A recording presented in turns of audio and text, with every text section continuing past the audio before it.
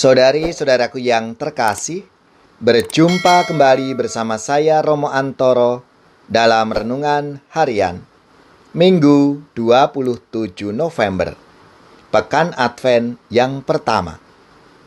Semoga kita bersama keluarga dan komunitas kita selalu dalam keadaan baik, tetap sehat dan bersemangat.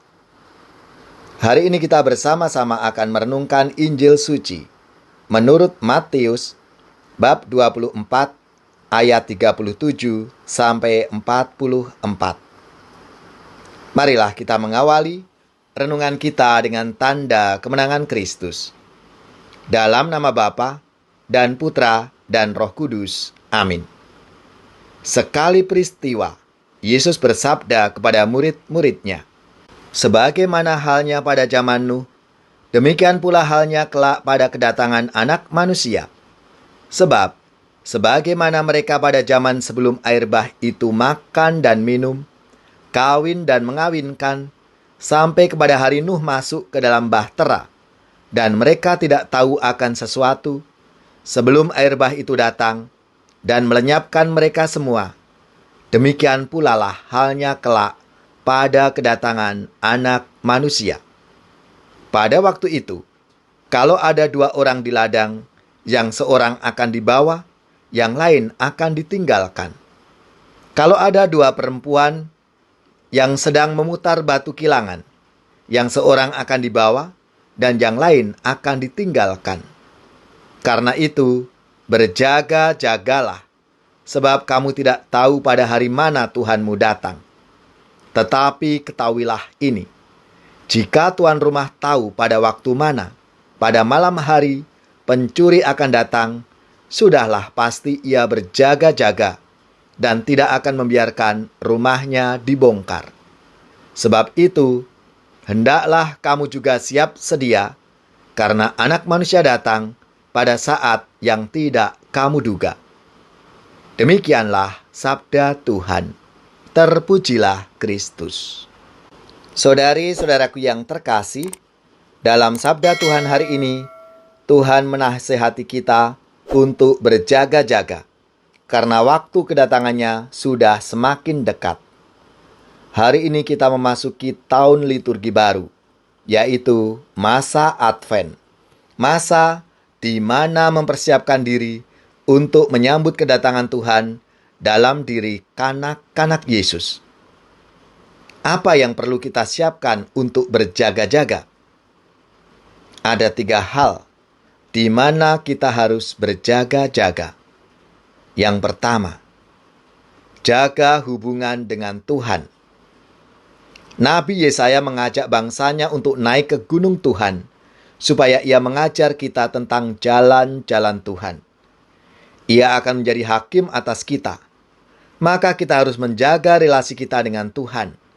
Agar kita semakin intim dengan Tuhan, maka kita harus punya hati yang takut akan Tuhan. Hati yang takut akan Tuhan artinya taat kepada Tuhan. Dalam kitab Yesaya dikatakan, mari kita berjalan di dalam terang Tuhan.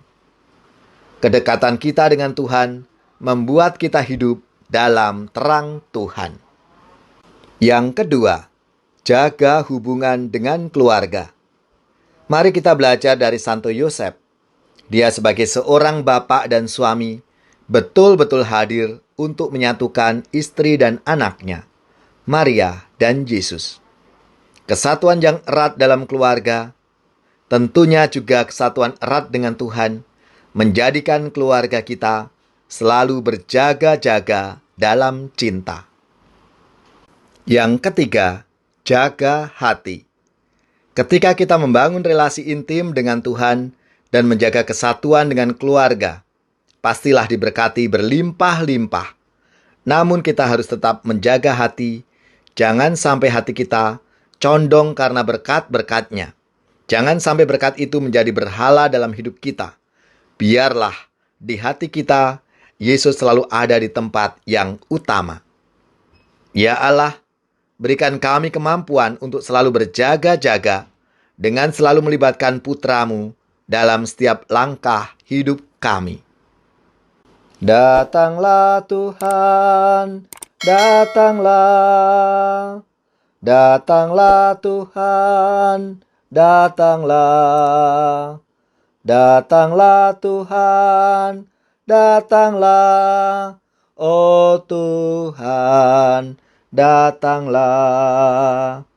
Ku nyanyi Tuhan, datanglah. Ku nyanyi Tuhan, datanglah. Ku nyanyi Tuhan, datanglah. Oh Tuhan, datanglah. Semoga saudara-saudari sekalian, keluarga-keluarga dan komunitas kita, orang-orang yang kita doakan, mereka yang sakit, yang menderita, seluruh tugas, belajar, pekerjaan, usaha, serta karya pelayanan kita, dibimbing, dilindungi, dan diberkati oleh Allah yang Maha Kuasa, Bapa dan Putra, dan Roh Kudus. Amin.